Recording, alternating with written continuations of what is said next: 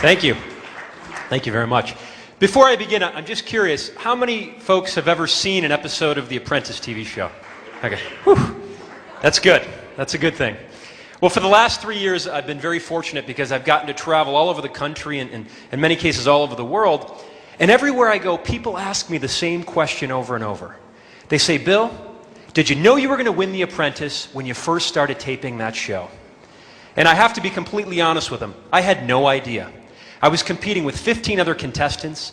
We had people from Harvard and Yale and some of the top business schools in the world. And we had doctors and lawyers and MBA students that were in this competition. I didn't know where I was going to stack up in the mix.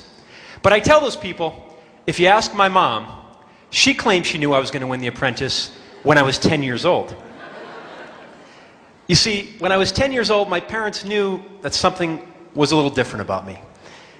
And it all began on their anniversary weekend.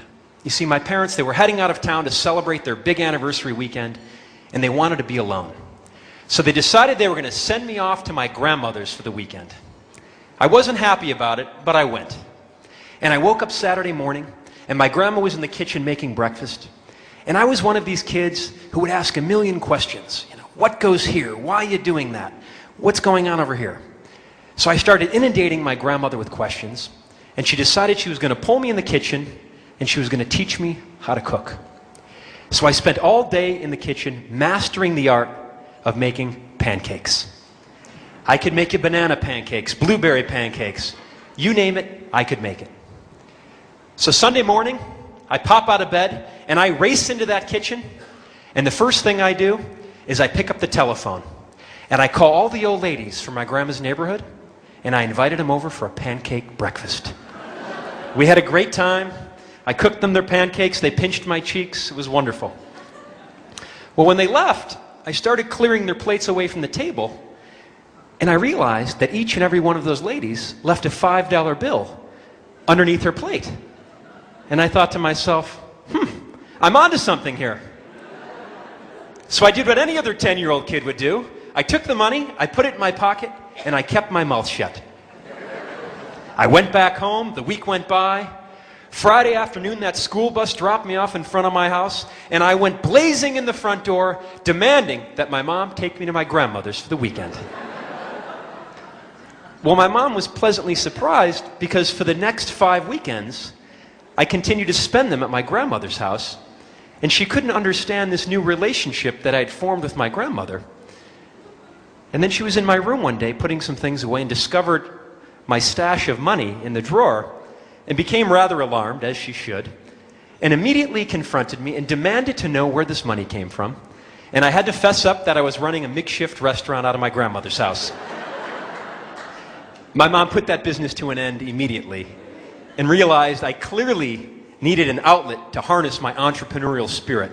I knew the only way this business was going to work is if I could reach the masses. I had to reach as many people as I possibly could to get them to pick up their phones and call that 1-800 number and place an order. So I thought back to my JA days. Be creative. You've got to think outside the box. And I sat down at my computer and I wrote a letter. And I wrote a letter asking for help, explaining my idea, asking people to help me. And I took the letter and I put it in an envelope. And I put that envelope inside of a box because I knew a box would get opened before an envelope. And I put some cigars on top of that envelope. And then I went to the local costume store. And I bought a pair of these thick nerd Coke bottle glasses that you would wear on Halloween. And I taped a little note on the bridge of those glasses. And the note read, "Please take a closer look at my business idea." And I put the glasses on top of the cigars that were on top of that envelope. And I sealed that box up. And I did this 10 times. And I sent them out to the top 10 morning radio stations in Chicago, up and down the dial. And about a week after those packages went out, I got a call from the producer of the #1 morning radio show. I'll never forget, it was the Jonathan Brandmeier morning radio show. This guy had over 100,000 listeners listening at any given moment. And the producer called me up and she said, "Jonathan Brandmeier will have you on the air to talk about cigars around the world for 5 minutes." She said, "Make your 5 minutes count." And in life, it's all about making your time count, isn't it? So I go to the studio the day I'm supposed to, and I meet this Brandmeier guy, and we hit it off instantly. And my 5 minutes turned into 35 minutes at the heart of morning drive time. And he's telling his listeners how he's been a member of the Cigar of the Month Club for years. I wasn't going to say anything. Going on and on and on about what a great gift this would make. Continually giving out our 1-800 number every 35 or 40 seconds, telling people to call this 1-800 number. And I left the studio that day, and there was a big convention going on in Chicago. And I couldn't get a cab for the life of me. So I had to sprint back to the apartment where our office was, and it's probably 3/4 of a mile. I sprint back, I swing the door open, I'm all out of breath, and I see my partner John, and he has one phone on his left ear, one on his right ear. He's writing these orders down as fast as he can. I leap over and I pick up the first phone that I can grab, and I take an order from this lady, and she places a 12-month membership to the Cigar of the Month Club. And I had to pause, and I had to ask her, "Are you sure?" I hung up the phone, I looked over at my partner John. I said, "John, it looks like we're going to be in business for at least a year because I just took a 12-month membership." I know all about fear. When I got hired to work with Donald Trump, I was scared. I thought, this guy is going to eat me alive. I've got to spend the next year working with Donald Trump. And about 3 weeks onto the job, I got a call from Donald Trump on my cell phone. And that in itself, the first time, is a little bizarre. And he called me up on my cell phone, and he said, "Bill, Donald Trump here." He said, "I need you to do me a favor."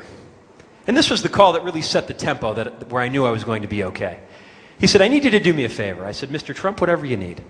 He said, "I'd like you to fly with me tomorrow to Quito, Ecuador, because I want you to be a judge at the Miss Universe contest."